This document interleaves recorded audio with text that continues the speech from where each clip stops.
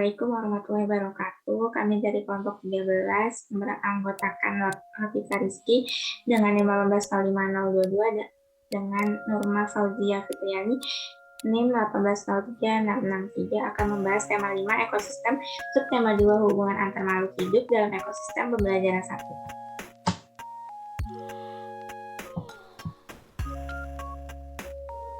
Tujuan pembelajaran yang pertama, melalui kegiatan membaca teks rantai makanan pada buku siswa diharapkan mampu menjelaskan definisi dari rantai makanan dengan tepat. Yang kedua, melalui kegiatan menyimak penjelasan dari guru, siswa mampu membuat gambar rantai makanan secara lengkap dengan disertai keterangannya secara cermat. Kompetensi dasar 3.5 yaitu menganalisis hubungan antar komponen ekosistem dan jaring-jaring makanan di lingkungan sekitar. Kompetensi dasar 4.5 yaitu membuat karya tentang konsep jaring-jaring makanan dalam suatu ekosistem. Pendekatan, model, metode, dan sumber belajar. Pendekatannya menggunakan saintifik, metodenya yaitu penugasan, percobaan, pengamatan, dan tanya jawab. Modelnya yaitu PJBL, Project Based Learning, dan sumber belajarnya didapatkan dari buku siswa kelas 5, tema 5 ekosistem, subtema 2 hubungan antar makhluk hidup dalam ekosistem. Langkah-langkah pembelajaran. Kegiatan pendahuluan yang pertama, siswa mengamati aneka gambar hewan yang telah disediakan. Kemudian siswa berdiskusi dengan teman sebangkunya untuk mencatat nama hewan, habitat, dan jenis makanannya. Hal ini untuk meningkatkan semangat siswa dalam belajar. Lalu kegiatan intinya yaitu yang pertama, siswa mencatat informasi penting berdasarkan teks bacaan yang telah dibaca siswa berjudul rantai makanan. Kemudian guru mengadakan diskusi kelompok berupa proyek membuat gambar rantai makanan. Setiap kelompok terdiri atas 4-5 siswa. Nah, langkah-langkah proyek membuat gambar rantai makanan ini, setiap kelompok menentukan temanya masing-masing, yaitu memilih salah satu antara ekosistem laut ataupun ekosistem darat. Kemudian rantai makanan dibuat pada buku gambar, lalu diwarnai menarik mungkin. Setelah selesai, hasil gambar rantai makanan yang ditukar dengan kelompok lain. Kemudian, jelaskan rantai makanan yang dibuat oleh kelompok lain. Hasil penjelasan akan dikoreksi kembali oleh kelompok yang bersangkutan. Kemudian kegiatan penutup, yang pertama, guru membuat kesimpulan dari diskusi kelompok yang telah dilaksanakan. Kedua, guru mereview materi pembelajaran kembali terkait materi pembelajaran yang telah disampaikan. Assalamualaikum warahmatullahi wabarakatuh. Perkenalkan, nama saya Nurma Fauzia Fitriani dengan NIM 1803663. Nah, di video kali ini saya akan menjelaskan mengenai pengembangan pembelajaran IPA di sekolah dasar. Nah, jadi pengembangan yang dilakukan oleh kelompok 13 yaitu media dengan menggunakan game Food Chains and Habitats. Nah, pada game ini nantinya akan digunakan sebelum siswa tersebut mengerjakan proyek menggambar rantai makanan. Nah, jadi nantinya siswa itu diminta untuk memperhatikan dan juga mencoba game ini. Nah, dalam game ini juga terdapat beberapa kelebihan. Yang pertama, siswa bisa menciptakan rantai makanan sendiri. Nah, menciptakan rantai makanan sendiri yaitu dengan cara siswa itu memilih sendiri hewan apa yang akan mereka tentukan, kemudian akan mereka susun sendiri menjadi sebuah rantai makanan. Kelebihan yang kedua yaitu terdapat keterangan makanannya. Misalnya siswa mengklik hewan ulat gitu ya. Nanti dalam ulat tersebut ada keterangannya bahwa ulat merupakan hewan herbivora yang sering memakan dedaunan. Lalu kelebihan yang ketiga terdapat animasi urutan rantai makanannya. Nah, jadi setelah siswa memilih hewan-hewan apa saja yang akan mereka jadikan rantai makanan, kemudian siswa klik selesai, nantinya di akhir akan ada urutannya. Ya, misalnya ulat memakan daun, kemudian ulat dimakan oleh burung, burung dimakan oleh ular, dan seterusnya. Yang terakhir, dapat mengetahui bagian mana yang salah. Nah, jadi dalam game ini juga terdapat penguatannya, yaitu ketika siswa tersebut mengurutkannya salah, gitu, mengurutkan rantai makanannya salah, nanti di akhir rantai makanan tersebut akan berwarna merah. Contohnya, siswa menjadikan singa itu sebagai konsumen kedua maksudnya. Nah, lalu kemudian konsumen ketiga yaitu ada kancil. Itu kan artinya kancil memakan singa, itu kan nggak bisa ya. Nantinya di akhir gambarnya itu akan berwarna merah karena rantai makanannya itu salah. Yang terakhir, dapat memilih jenis ekosistemnya.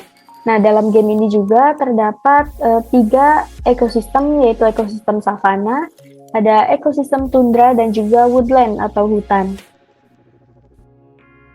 Nah, selanjutnya, KPS yang dikembangkan dari siswa bermain game ini, yang pertama ada memprediksi. Kegiatan memprediksi yaitu ketika siswa memilih hewan-hewan tersebut, hewan apa yang akan dijadikan rantai makanan. Pastinya di situ siswa akan memprediksikan hewan mana yang menjadi konsumen ke-1, konsumen kedua, konsumen ketiga, dan juga pengurainya. Lalu yang kedua, mengamati atau observasi. Nah, kegiatan mengamati ini terjadi ketika di akhir game, ketika siswa itu melihat apakah rantai makanan mereka itu betul ataukah salah. Yang ketiga, melakukan percobaan. Nah, melakukan percobaan ini tentunya ketika siswa memainkan game Food Chain and Habitat ini. Kemudian ada keterampilan abad 21 yang ingin dikembangkan dari game ini, yaitu yang pertama ada rasa ingin tahu. Pastinya ketika siswa memainkan game ini, siswa juga timbul rasa ingin tahu, benar nggak sih rantai makanan yang mereka buat ini? Lalu, benar nggak sih urutannya? Pastinya seperti itu kan. Kemudian, yang kedua ada literasi IPA. Literasi IPA sendiri, yaitu ketika siswa mengetahui jenis-jenis makanan apa yang dimakan oleh hewan-hewan tersebut, kemudian rantai makanan apa yang betul, ya seperti itu. Kemudian yang terakhir ada literasi digital. Pastinya dengan memainkan game secara digital ini, siswa itu akan menumbuhkan kemampuan digital mereka. Ya, jadi dalam game ini nantinya siswa akan mampu mengoperasikan handphone maupun laptopnya. Nah, nanti kita akan coba game Food Chain and Habitat ini. Ya, kita coba ya gamenya. Di sini kita pilih dulu ekosistemnya. Kita coba ekosistem savana dulu.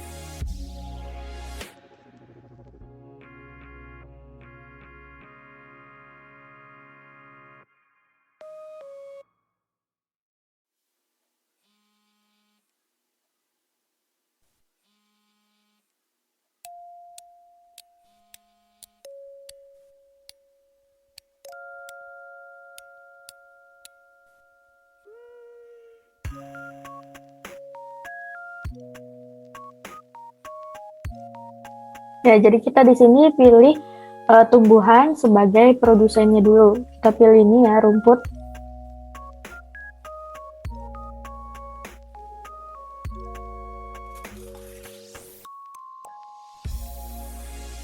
Nah, lalu di sini kita cari hewan yang memakan rumput. Ini ya, misalnya zebra, kita lihat dulu. Nah, di sini ada keterangannya juga bahwa zebra termasuk hewan mamalia dan juga memakan tumbuhan atau herbivora. Ini kan rumput, jadi kita bisa tarik ke sini.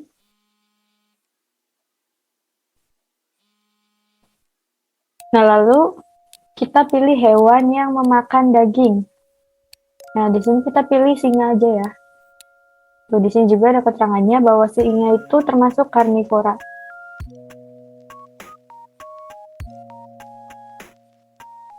Kita coba cek.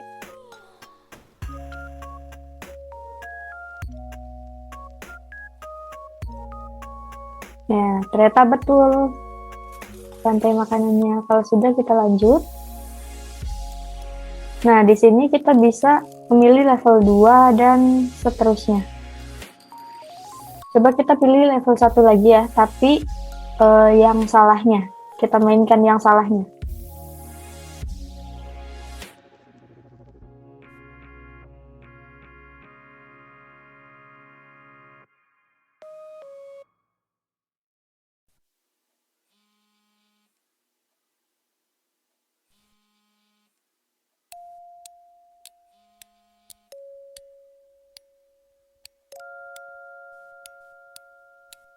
Nah, misalnya kita di sini pilih ini.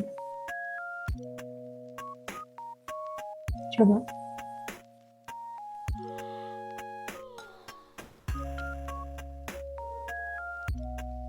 Ternyata salah. Nah. Jadi ini urutan rantai makanan yang salah.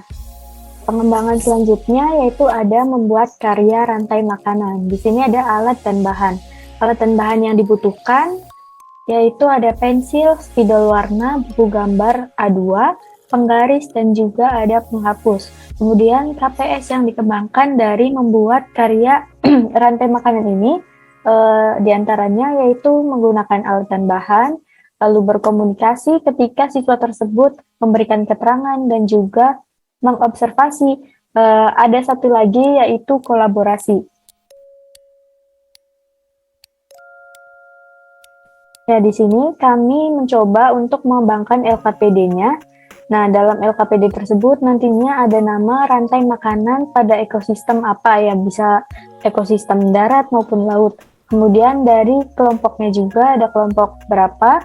Lalu di sini nantinya kami akan membuat 2 kolom. Kolom yang pertama yang luas ini untuk gambar. Jadi nanti siswa diminta untuk menggambar rantai makanan sekreatif mungkin dan seindah mungkin. Lalu di kolom sampingnya ada kolom keterangan. Nah, di sini fungsinya untuk menulis keterangan dari rantai makanan yang telah mereka buat. Di sini juga kelompok kami mencoba untuk mengembangkan pada keterangannya.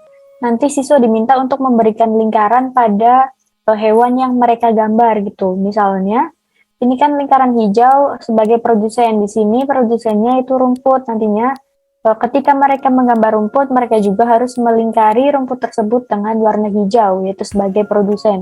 Lalu di sini ada lingkaran kuning untuk konsumen tingkat 1, lingkaran biru untuk konsumen tingkat 2, dan lingkaran merah untuk konsumen tingkat 3. Nah, di sini contohnya konsumen tingkat 3 adalah elang. Nanti siswa diminta untuk menggambar elang tersebut dengan dilingkari warna merah. Tujuan dari keterangan ini juga supaya siswa itu lebih mudah untuk menghafal dan lebih mudah untuk mengenali apabila ada perbedaan warna. Ya, sekian saja penjelasan dari saya sekaligus menjadi penjelasan terakhir dari kelompok 13. Kurang lebihnya mohon maaf. Wassalamualaikum warahmatullahi wabarakatuh.